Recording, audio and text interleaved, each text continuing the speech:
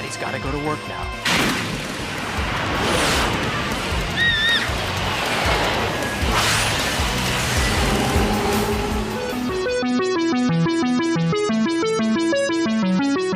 Hey guys, it is Tristan with Nerdette's Newsstand, and I want to talk a little bit more about Walter Hamada. Now, I did a video the other day about the New York Times, and they revealed a path going forward when it comes to the multiverse, and specifically that they're looking at, starting in 2021, 2 major motion pictures and 2 spin-off titles appearing on HBO Max. Now, that's actually not what I want to talk about. What I want to talk about is a little update that we received stating that Micheal Keaton will be the main Bruce Wayne of the DCEU.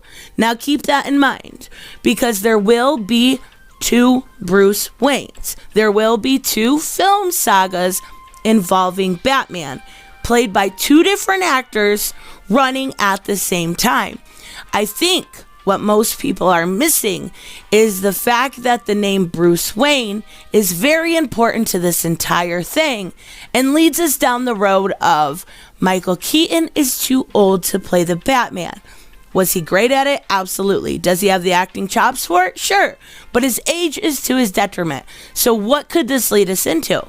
And I personally think we may be looking at a live action Batman Beyond. But if you are new to the channel, make sure you hit that subscribe button. As always, hit like. Let me know in the comments below if you think I'm totally off base or if you can see where I'm coming from, because this is the only thing in my brain that makes sense. Now, let's talk a little bit about Batman Beyond and just exactly how this could work, how I think this might actually work in live action. So just like Harley Quinn, Batman Beyond was created in the DC animated universe in 1999 and was created by Paul Dini, Bruce Timm, and Alan Burnett.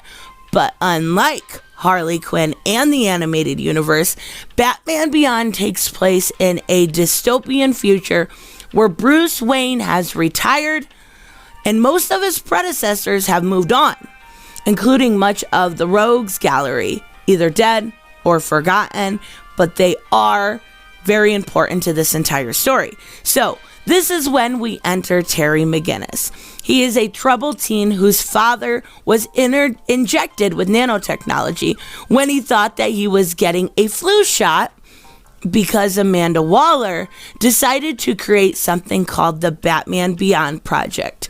We already have an Amanda Waller played by Viola Davis. She did a great job with the role, including her in either the Flashpoint or some kind of spin-off would make sense to include in the storyline. So the Batman Beyond Project was created because Amanda Waller thought the world always needed a Batman. She saw Bruce Wayne. She saw Bruce Wayne physically aging.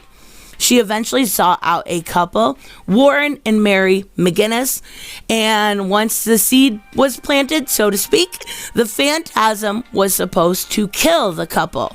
But she refused to because she didn't want to absolutely devastate this little boy's life, and the Batman Beyond Project was considered dead, right? But the stars still aligned. One night when Terry McGinnis was defending his girlfriend from the Jokers, and the Jokers were a gang that honored a dead Joker by menacing in his name. Now, he is backed up into a corner all the way to Bruce Manor's home, right? And an old man, Bruce Wayne, comes to Terry's aid. He saves the boy, but because of his age, needs help back into his manor, and that's exactly what Terry does. Well, back at the manor, Terry notices a bat in a clock. He tries to free it.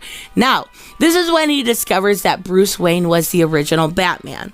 Bruce is highly annoyed, to say the least, and shoos Terry out of the cave and out of his home and tells him never to return. But when Terry reaches home, his mother informs him that the Jokers killed his father as revenge, and Batman Beyond is born. Terry goes to Bruce and says, I need your help. I need to right this wrong. There's also another version in the comics where his father is killed by Derek Powers, who is controlling the former Wayne Enterprises, now known as Wayne Powers, who eventually goes on and then does become his arch nemesis. This is extremely smart and works out for DC in so many levels. The original Batman was created to bring in young viewers when they kind of figured out that the animated series Batman was more interesting to older teens and to adults. But if you bring in Keaton as Bruce, you get the best of both worlds. Older fans of both Batman Beyond and Keaton's Batman, and younger Batman fans, in this younger version will be deemed more relatable, such as Spider-Man to a younger crowd. And you can still have Pattinson's Batman as a little bit older version on Earth 2. You also introduce a new version of old rogues that are beloved by fans, such as the shape-shifting Ink, who's kind of a stand-in for Clayface. Barbara Gordon as the new police commissioner, taking over the role from her father, or the duo of Two of a Kind, standing in for the binary personality of Two-Face. There is always draws from that original universe. This can lead to a Spider-Man level character of relatability in the DCU. It can show teenage life, high school, and the never-ending dilemma of Bruce being thrown into fatherhood, that mentorship role, and taking over the role we would usually see Alfred in. And yes, I do understand the relationship of Bruce Wayne as Terry's father was retconned in Volume 3 of Batman Beyond by Adam Beechin. But in my opinion, that was kind of one of the worst retcons we have ever seen. I don't like that version personally, but if you do, that I completely understand it. But this could bring in a whole new crowd to the DCU. They don't have that really great character that is relatable to that 13 to 18 age group. This would bring that in, while also having Keaton for that nostalgia factor. And I really think it would be smart, and we've already got all the roles, literally all of them, besides the Rogues Gallery, including Amanda Waller. So let me know, of course, what you think. This is my personal theory as to why Keaton would be the main DCU Batman, or Bruce Wayne. More specifically, Bruce Wayne. Let me know. I will see you guys in the next one. Bye-bye. Hey guys, I want to give a huge shout out to my Patreon and subscribe stars. You guys literally make this channel possible. Huge thank you to Cage the Mick, Robert Mick Twiz, Black Knight Fool, Brucey, Chris Z, David L, David Rafford, Jeffrey Allen Carnes, Mighty Balls, Mike Buckner, Maizen Barbosa, Ruskar, Ryan Decker, Robert Hoffman, and Doc Holliday. You guys are absolutely amazing, and thank you so much for all your support. Don't forget on the way out to like as always if you enjoy the content and hit subscribe. And I will see you in the next one. Bye-bye.